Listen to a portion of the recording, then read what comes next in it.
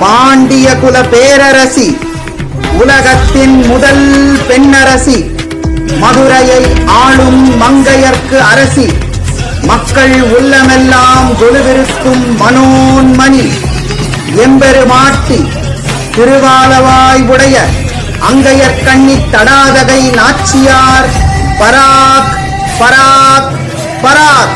நல்ல ஞாபகம் இருக்கட்டும், இது ஏன் சமஸ்தானம்.